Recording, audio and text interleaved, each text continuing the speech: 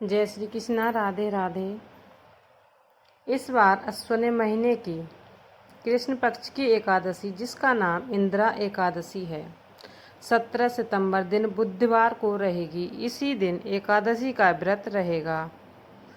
इसी दिन विश्वकर्मा जयंती भी है और हिंदू धर्म में भगवान विश्वकर्मा को देवताओं के शिल्पी माना जाता है। उन्हें सृजन के देवता भी कहा जाता है, क्योंकि संपूर्ण सृष्टि, भवन, महल, रथ, अस्त्र शस्त्र और दिव्यांग उनके द्वारा ही बनाए गए माने जाते हैं। इसलिए इस दिन पूजा करने से पहले व्यक्ति को सुबह जल्दी उठकर स्नान करने के बाद घर, कार्यस्थल, औजारों और मशीनों की सफाई करके फिर उनकी धूप, दीप, पुष्प, चंदन आदि से पूजा करके प्रसाद अर्पित करना चाहिए।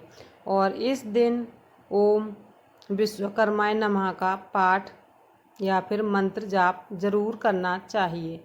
मान्यता है इस मंत्र का जाप करने से पूजा का फल और अधिक बढ़ जाता है। और एकादशी तिथि प्रारंभ होगी 16 सितंबर मंगलवार की मध्य रात्रि। देखा जाए तो 17 सितंबर बुधवार को 12:21 से एकादशी तिथि लग रही है। बुधवार को पूरा दिन एकादशी रहेगी और 17 सितंबर बुधवार को ही रात्रि 11:39 पर एकादशी तिथि समाप्त होगी। तो इस बार एकादशी का व्रत सभी गृहस्थ जन या सभी वैष्णव जन केवल बुधवार को ही रखेंगे। और मान्यताओं के अनुसार एक दिन पहले दशमी तिथि के नियमों का पालन करते हुए तुलसी के पत्ते तोड़कर रख लेना चाहिए।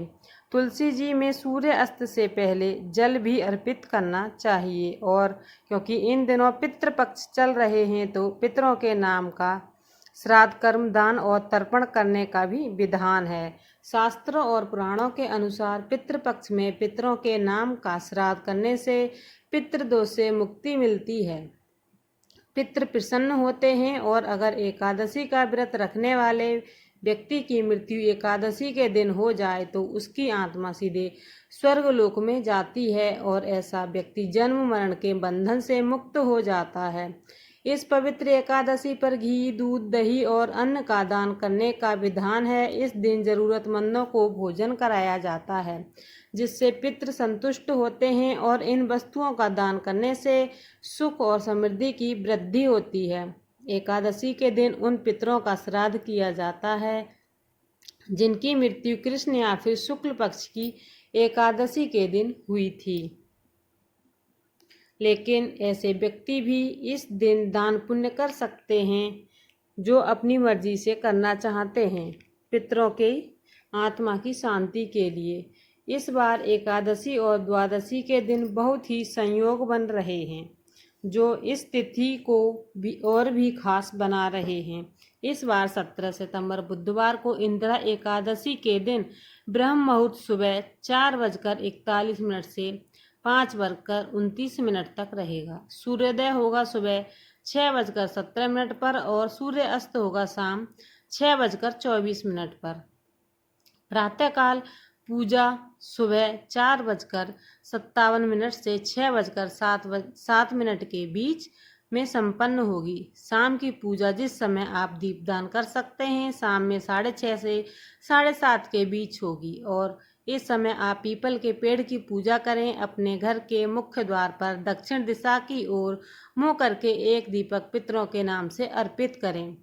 पुनर्वक्षु नक्षत्र सुबह 6:26 तक इस दिन रहेगा। बाद में पुष्य नक्षत्र प्रारंभ हो जाएगा। राहु काल दोपहर 12 बजे से 1:30 बजे तक रहेगा। द्वादशी तिथि 17 सितंबर बुधवार रात्रि 11:40 से शुरू होकर 18 सितंबर गुरुवार रात्रि 11:24 पर समाप्त होगी। और गुरुवार को ब्रह्म मुहूर्त सुबह 4:42 से 5:30 तक रहेगा।